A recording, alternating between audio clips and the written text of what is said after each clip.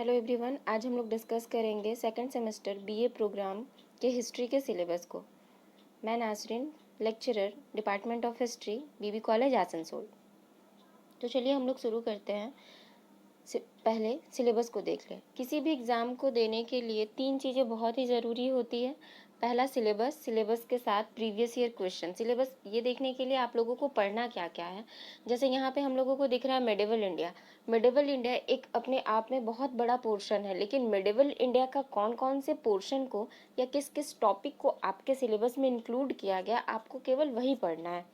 दूसरा इंपॉर्टेंट चीज़ होता है लास्ट ईयर या प्रीवियस ईयर क्वेश्चन। अगर लास्ट ईयर के प्रीवियस का भी कुछ एक्स्ट्रा ईयर का मिल जाए तो वो और बेटर होता है, लेकिन previous year question at least 1 year का क्वेश्चन तो आप लोगों को ज़रूर से देखना है, ताकि आप लोगों को ये अंदाज़ा हो जाए कि किस तरह से क्वेश्चंस पूछे जाते हैं। तीसरा सबसे इम्पॉर्टेंट चीज़ है, या बोलेंगे मेन इम्पॉर्टेंट चीज़ जो है, वो है टॉपिक के या सिलेबस के अकॉर्डिंग स्टडी मटेरियल और बुक जिसमें आपके सिलेबस की चीज़ें इंक्लूड हो। जैसे मेडिवल इंडिया पे बहुत सारी बुक हैं, आपको बुक ले लेना है या स्टडी मटेरियल जो भी मिलता है वो, लेकिन उसमें से जो आपके टॉपिक में है उसको टिक करके या उस पोर्शन को अलग करके आपको पढ़ना है। तो देखिए हम लोग पहले सिलेबस को डिस्कस कर लें। ये सेमेस्टर 2 का है और ये कोर 3 है। देखिए यहाँ पर Arab conquest of Sindh, nature and impact.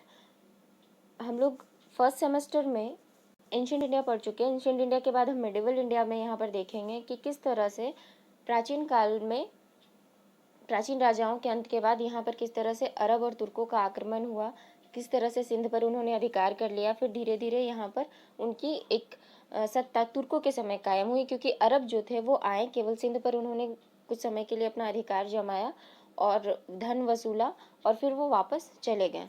उसके बाद हम देखते हैं सेकंड नंबर में causes and consequence of early Turkish invasion. जो कारण थे तुर्क आक्रमण के और उसके जो परिणाम थे, कॉजेज मीन्स कारण, क्या कारण थे उनके आक्रमण के, और कंसिक्वेंसेस उसके क्या परिणाम निकले, तुर्क आक्रमण के बाद का क्या परिणाम था। तो हम देखते हैं तुर्क आक्रमण के बाद परिणाम ये निकलता है कि तुर्कों ने एक साम्राज्य या तुर्क साम्राज्य की स्थापना कर दी, जिसे हम दिल्ली सल्तनत के नाम से जानते हैं, जो काफ़ी समय तक अस्तित्व में रहा। फोर्थ पॉइंट है establishment and consolidation of the सल्तनत, दैट इज दिल्ली सल्तनत। दिल्ली सल्तनत की स्थापना हुई और उसके बाद किस प्रकार से वो शक्तिशाली होते गया, कंसोलिडेट होते गया, उसके बारे में हमें देखना है। उसमें कुतुबुद्दीन ऐबक की क्या भूमिका रही है इसके कंसोलिडेशन में, सल्तनत के कंसोलिडेशन में। कुतुबुद्दीन ऐबक से लेकर फिरोज शाह तुगलक तक को देखना है। कुतुबुद्दीन ऐबक टू फिरोज शाह तुगलक, ये सारे के सारे तुर्क साम्राज्य दिल्ली सल्तनत के शासक थे, जिसमें हम लोग देखते हैं बहुत सारे वंश आए, गुलाम वंश आए, तुगलक वंश आए, खिलजी वंश आए, लोदी वंश आए, सैयद वंश, लोदी वंश से भी पहले सैयद वंश आए। इन सारी चीज़ों को हमें देखना है क्रोनोलॉजी में। और इनके समय की जो पॉलिटी थी, यानी राजनीतिक व्यवस्था कैसा था, इकोनॉमी का क्या कंडीशन था और कल्चर कैसा था, ये सारी चीज़ें हमें देखना है। नेक्स्ट है इमर्जेंस ऑफ रीजनल पावर्स। अब जब तुर्क शासन की स्थापना हो गई थी या फिर जब दिल्ली सल्तनत चल पड़ा था, अपने अस्तित्व को अच्छे तरह से वो बनाए रखा था, उसी वक्त कुछ और भी जो क्षेत्रीय सत्ताएं थी, जो जैसे यहाँ पर देख रहे हैं हम लोग रीजनल पावर्स, कुछ क्षेत्रीय सत्ताओं का भी हमने देखा कि यहाँ पर उदय होता है बेसिकली दक्षिण भारत में, जिसमें विजयनगर और बहमनी साम्राज्य प्रमुख हैं। उसमें हुसैन शाही एंड इलियासी शाही डायनेस्टीज भी आती है। तो ये चारों यहाँ पर हमें देखना है, जिसमें से विजयनगर और बहमनी किंगडम जो है वो इम्पोर्टेंट है। नेक्स्ट है हमें देखना है Mughal imperialism, establishment and consolidation, great Mughals, polity, economy, culture. पूरा का पूरा मुगल पीरियड ही यहाँ पर एक लाइन में दे दिया गया है कि आप लोगों को मुगल पीरियड पूरा पढ़। उसके बाद हमें देखना है सोशियो कल्चरल सिंक्रेटिज्म, भक्ति एंड सूफी मूवमेंट। भक्ति और सूफी मूवमेंट में भी बहुत सारी चीज़ें यहाँ पर हमें पढ़ने को मिलेगा, वो सारी चीज़ें बस हम लोगों ने यहाँ पर सिलेबस का एक थ्रू आउट लुक देखा कि किस तरह से क्या है सिलेबस में। पूरे सिलेबस में पूरे आंसर को समझाना मुश्किल है, लेकिन आप लोग एक माइंड मैप तैयार कर लीजिए कि आप लोगों को सिलेबस में पढ़ना क्या क्या है। देखिए यहाँ पे कुछ सजेस्टेड रीडिंग्स भी दिए गए हैं, कुछ बुक्स भी हैं जिसे आप अच्छे से कर सकते हैं। इसमें सतीश चंद्रा की बुक है, ये हमारे कॉलेज की लाइब्रेरी में भी अवेलेबल है, तो आप लोग कॉलेज से इसे ले भी सकते हैं। उसके बाद इरफान हबीब की भी बुक है यहाँ पर एक दो, तो आप कोई भी एक बुक ले लीजिए जिसमें मेडिवल इंडिया अच्छे से दिया है, उसके बाद आप इसे प्रिपेयर करिए। अब देखिए हम लोग आ जाते हैं लास्ट ईयर क्वेश्चंस पर। ये बहुत ही इंपॉर्टेंट है लास्ट ईयर क्वेश्चन, ये 2018 में आया हुआ क्वेश्चन है, देख लीजिए, प्रोग्राम का है, second semester.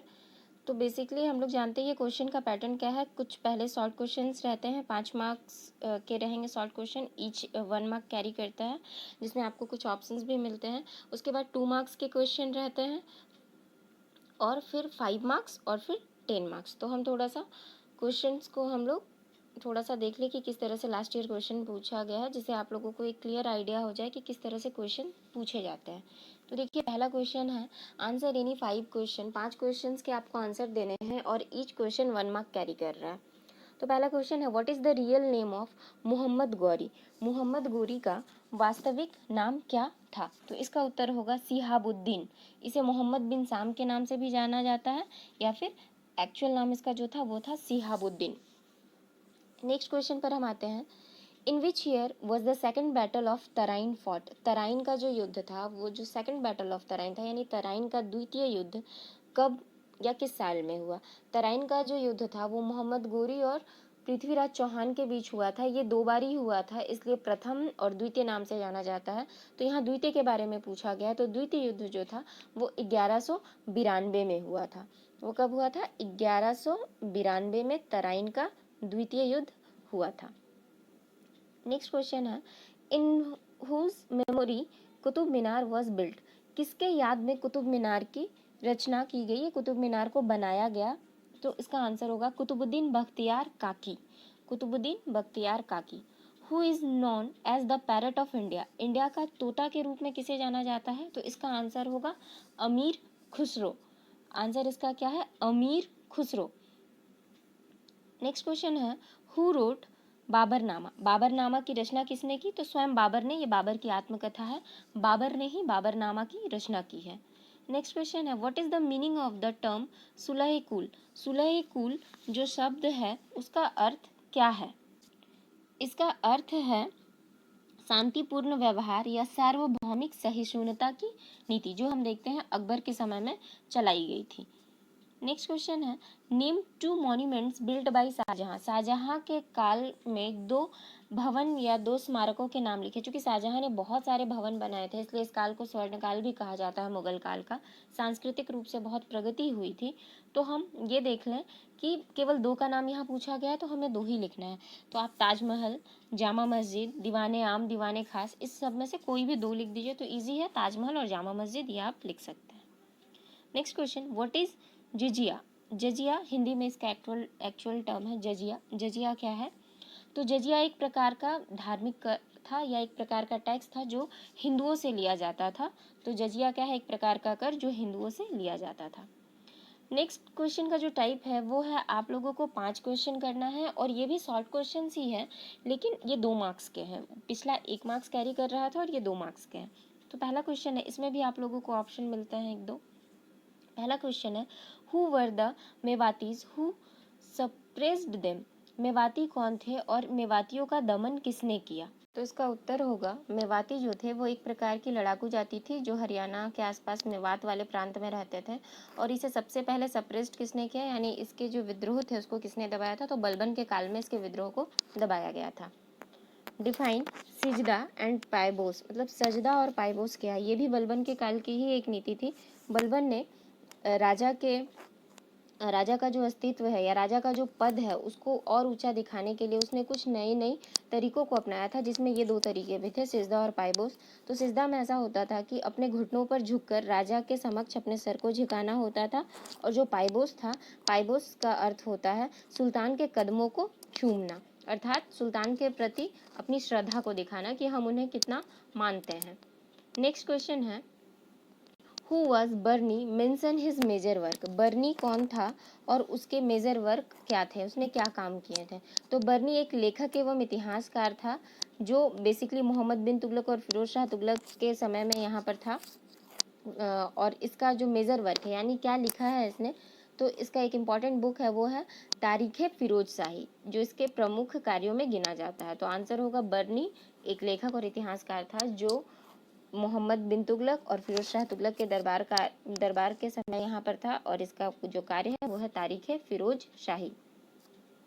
Next question, what do you mean by beshara and bashara? बेशरा और बाशरा क्या है? ये सूफीवाद से रिलेटेड एक कंसेप्ट है। जब सूफीज़्म यहाँ इंडिया में आया तो यहाँ पर इसकी दो प्रमुख जो शाखाएं थी। तो सूफी सिलसिला मुख्यतः दो वर्गों में विभाजित था, जिसमें एक बाशरा और बेशरा था, दूसरा बेशरा था। बाशरा का अर्थ है जो सूफी संत इस्लामी विधान को मानते थे, यानी इस्लाम के विरुद्ध कोई भी काम या इस्लाम के नियमों के विरुद्ध कोई भी काम वे नहीं करते थे। लेकिन ये बाशरा हुआ। और बेशरा में क्या था कि इस्लाम के विधान से वे बंधे नहीं थे। अगर उन्हें सूफीज़्म या भक्ति के मार्ग में या आराधना करने में अगर उन्हें ऐसा कुछ लगता था कि नई तरीकों को अपनाना है, जैसे कभी कभी वो शमा, गाना बजाना, ये सब करते थे जो कहीं ना कहीं इस्लाम में प्रतिबंधित है, तो वो उन चीज़ों को भी अपनाते थे। अर्थात बेशरा में वो इस्लामी जो विधान है या जो कानून है, जो शरीयत है, उसमें वो बंधे हुए नहीं थे। वे उनके बाहर के भी कुछ नियमों को अपने अनुसार वो उनका पालन करते थे। नेक्स्ट है, when and between whom the first battle of Panipat was fought? Panipat का जो पहला युद्ध था वो किसके बीच में और कब लड़ा गया? तो उत्तर होगा 1526 में इब्राहिम लोदी और बाबर के बीच में लड़ा गया था। इब्राहिम लोदी और बाबर के बीच में। Who was Abul Fazal mention one of his work? Abul Fazal कौन था? तो अबुल फजल भी एक महान विद्वान था जो अकबर के दरबार में था, एक लेखक था जिसने अकबरनामा और आईने अकबरी नामक पुस्तकों की रचना की। तो आप कोई भी एक नाम लिख सकते हैं, अकबरनामा लिख दीजिए। What do you understand by खुद कास्ट एंड पाही कास्ट? ये जो दो टर्म है, खुद कास्ट और पाही कास्ट, क्या है? तो ये दोनों ही टर्म किसानों के लिए यूज किया जाता था मुगल काल में। तो खुद कास्ट वैसे किसान थे जो अपने गांव की भूमि पर ही खेती करते थे, यानी अपने गांव में ही रहकर अपने गांव की भूमि पर खेती करते थे। और पाही कास्ट जो थे वो थोड़े घुमक्कड़ प्रवृत्ति के थे, यानी घूम घूम कर वो खेती किया करते थे। वो दूसरे गांव में जाते थे और दूसरे गांव में जाकर अस्थायी रूप से बटाईदार के रूप में वहाँ पर वो काम करते थे। तो खुद कास्ट, यहाँ पे एक टर्म यूज कर लीजिए सिंपल, कि खुद कास्ट मतलब खुद के गांव में खुद कास्ट होगा, और पाही कास्ट जो बाहर के गांव में जाकर काम किया करते थे। नेक्स्ट क्वेश्चन है, name any two peasant revolt of Mughal period? Mughal काल में दो पीजेंट रिवॉल्ट का नाम लिखें, यानी दो कृषक विद्रोह का नाम लिखें। तो बहुत सारे विद्रोह हुए थे जिसमें हम दो प्रमुख विद्रोह का नाम लिख सकते हैं, जाट विद्रोह और सतनामी विद्रोह। ये दोनों विद्रोह हम देखते हैं औरंगजेब के काल में हुए थे। नेक्स्ट क्वेश्चन है, ये क्वेश्चन का जो टाइप है वो 3 क्वेश्चन आपको करने हैं और ईच 5 मार्क्स कैरी करते हैं। तो इसको आपको एक शॉर्ट नोट्स या टिप्पणी के रूप में लिखना होगा। तो इस आंसर को यहाँ पर डिटेल में बताना पॉसिबल नहीं है, तो मैं बस इसका क्वेश्चन का जो पैटर्न है या क्या पूछा गया है क्वेश्चन में, बस उसे समझा दे रही हूँ। पहला क्वेश्चन है, what was the importance of reign of Razia in the history of Sultanate period? सल्तनत काल में रजिया का जो शासन काल था उसका क्या महत्व था, उसका क्या इम्पोर्टेंस था, वो लिखना। जैसे हम देखते हैं कि सबसे पहला इंपॉर्टेंस तो हमें यही दिख जाता है कि सल्तनत काल में पहली सुल्ताना या पहली लेडी जो किंग बनी वो रजिया थी। तो इसे आपको अच्छे से लिखना होगा कि उसके काल में क्या क्या घटनाएं हुई और इसका क्या महत्व था। कम से कम एक पेज में 5 मार्क्स 2 पैरा में इसे आप लिख सकते हैं। नेक्स्ट क्वेश्चन है, what is the importance of Khilji revolution? Khilji revolution क्या है? तो ये जो टर्म यहाँ पर यूज किया गया है खिलजी क्रांति, हम इसे कहते हैं। खिलजी क्रांति क्या है? तो खिलजी क्रांति या खिलजी विप्लव क्या है? तो हम देखेंगे कि सल्तनत काल में जो खिलजी वंश था, इससे पहले जो भी वंश आए वो बेसिकली राजघराने, रॉयल फैमिली से बिलोंग करते थे और गुलाम वंश के बाद में। तो लेकिन खिलजी घराने के जो थे वो उन्होंने बहुत ही ऐसा नहीं था कि वो बहुत ऊंचे कुल के थे, फिर भी वो सत्ता में आ गए और बहुत बड़े पैमाने पर उन्होंने अपने राज्य का विस्तार किया और एक शक्तिशाली राज्य की स्थापना कर दिया उन्होंने, खिलजियों ने। तो इसलिए इस घटना को ही खिलजी क्रांति के नाम से जाना जाता है। नेक्स्ट है discuss the social impact of भक्ति मूवमेंट इन इंडिया। भक्ति मूवमेंट का जो सामाजिक प्रभाव पड़ा था, भक्ति मूवमेंट का क्या सामाजिक प्रभाव पड़ा था भारत पर, उसकी आलोचना आपको यहाँ पर करना है। नेक्स्ट क्वेश्चन है did you agree with the view of the Humayun was responsible for his own misfortune. क्या आप ये इस बात से सहमत हैं या सहमति है आपको कि अगर हुमायूं जो था उसके साथ जो भी घटनाएं घटी थी या जो उसका दुर्भाग्य था वो उसके लिए वो खुद ही रिस्पॉन्सिबल था। ये आंसर करने के लिए आपको तो पहले पढ़ना होगा कि हुमायूं ने ऐसा क्या किया था जो खुद ही उसके काम उसके लिए एक मिसफॉर्च्यून बनकर रह गया। तो उसके बहुत सारे ऐसे काम थे जो फेल कर गए, या फिर वो जो इस काम को शुरू करता था वो उसे पूरा नहीं कर पाता था। तो इस वजह से उसे बहुत सारे हार का सामना करना पड़ा था, बहुत सारी पराजयों का उसे मुंह देखना पड़ा था। तो इस वजह से कहा जाता है कि वो हुमायूं जो था वो अपने मिसफॉर्च्यून का खुद जिम्मेदार था। नेक्स्ट क्वेश्चन है discuss in brief the Rajput policy of Akbar. Akbar जिसे हम मुगल पीरियड में अकबर महान के भी नाम से जानते हैं, क्योंकि अकबर की जो पॉलिसी थी वो बहुत ही सहिष्णुतात्मक पॉलिसी थी। उसने यहाँ की जो हिंदू जनता थी उसके साथ मिल मिलाप करके अपने साम्राज्य को आगे बढ़ाया था। तो उसमें से उसकी एक पॉलिसी थी राजपूत पॉलिसी, कि राजपूतों के साथ उसका क्या व्यवहार था, राजपूतों के साथ उसने क्या किया, ये सारी चीज़ें उसकी राजपूत पॉलिसी में आती है। नेक्स्ट जो क्वेश्चन है इसमें ये 10 मार्क्स का क्वेश्चन है और आपको ये क्वेश्चन एक ही क्वेश्चन करना होता है, ये लॉन्ग क्वेश्चन है। तो देखिए पहला क्वेश्चन है review Firoz Shah Tughlaq welfare measures. Firoz Shah Tughlaq ने जो सुधारवादी या कल्याणकारी जो कार्य किए थे, जैसे उसने दास विभाग की स्थापना की थी, उसने खैराती अस्पताल की स्थापना की थी और बहुत सारे दान उसने दिए थे, और महिलाओं के लिए या बच्चियों के लिए उसने बहुत सारे काम किए थे, नहरों का निर्माण किया था। तो ये सारे उसके जितने भी सुधारवादी जो काम थे, जो जिससे जनता को फायदा हो रहा था, जनहित के जो काम थे, उसके बारे में यहाँ पर आप लोगों को लिखना है। नेक्स्ट क्वेश्चन है assess the role of Mahmud Gawan in the growth of the Bahmani kingdom. जैसे हम लोग सिलेबस में भी देखे, बहमनी किंगडम के बारे में हमें पढ़ना है, जो ये रीजनल किंगडम स्थापित हुआ था दक्षिण भारत में। तो बहमनी साम्राज्य के बारे में हमें यहाँ आंसर करना होगा कि महमूद गवाह का assess the role of the Mahmud Gawan in growth of the Bahmani kingdom के विस्तार में महमूद गवाह का क्या योगदान था, उसके बारे में हमें लिखना है। How far Aurangzeb was next question how far Aurangzeb was responsible for the downfall of the Mughal empire.